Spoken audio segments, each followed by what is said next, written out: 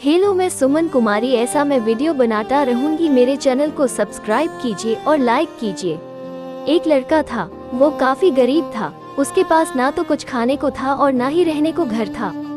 वो अपने दोस्त के घर रहा करता था। उसने एक छोटी सी कंपनी में पेंटिंग का काम करना शुरू कर दिया। धीरे धीरे उसके पास काफी पैसे भी हो गए। बाद में वो काफी धनी भी हो गया, लेकिन अभी भी उसके अंदर कुछ कमी का एहसास हुआ था। जब वो छोटा था तभी उसके माता पिता इस दुनिया से चले गए थे।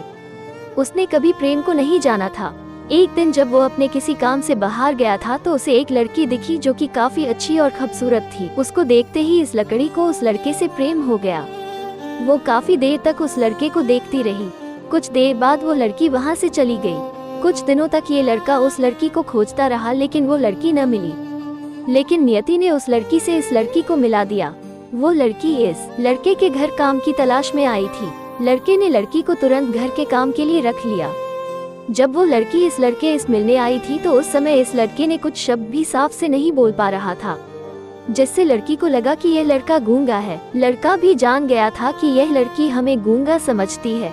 इसके साथ ही साथ ये लड़की समझ गई थी कि यह लड़का इस घर का नौकर है, ना कि मालिक है। अब जब भी यह लड़का उस लड़की के पास जाता तो गूंगा बन जाता है। धीरे धीरे वो लड़की इस लड़के पर काफी रहम खाने लगी।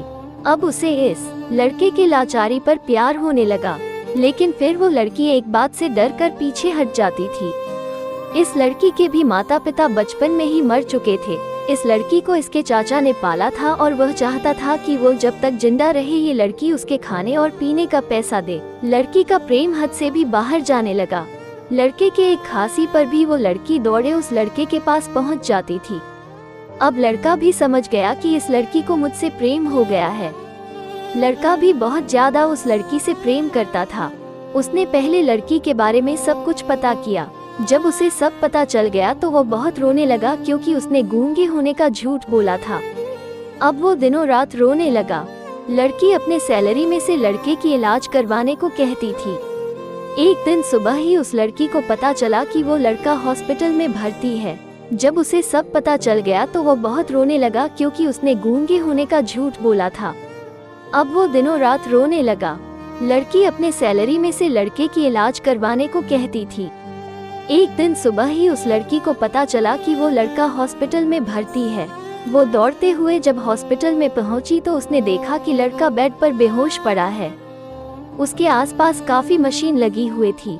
जब लड़की डॉक्टर के पास पहुंची तो वहां पर डॉक्टर ने उसे बताया कि लड़का अब बोल नहीं सकता है। उसने अपनी जीभ को कटाने की कोशिश की है। इसके साथ ही उस डॉक्टर ने उस लड़की को एक पत्र दिया।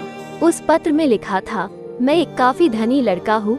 जिस घर में तुम काम करती हो उस घर की मालिक मैं ही हूँ।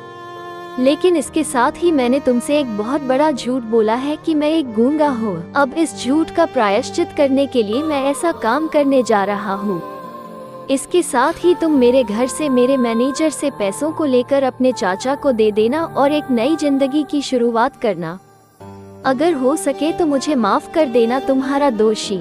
इस पत्र को पढ़ने के बाद उस लड़की के आंख आंसू से भर आए। वो दौड़ते हुए मंदिर में गई। उसने भगवान के सामने कसम खाया कि जब तक वो लड़का बोलने नहीं लगता है तब तक वो कुछ नहीं खाएगी, भले ही वो मर क्यों न जाए। इधर डॉक्टर भी उस लड़के की इलाज कर रहे थे।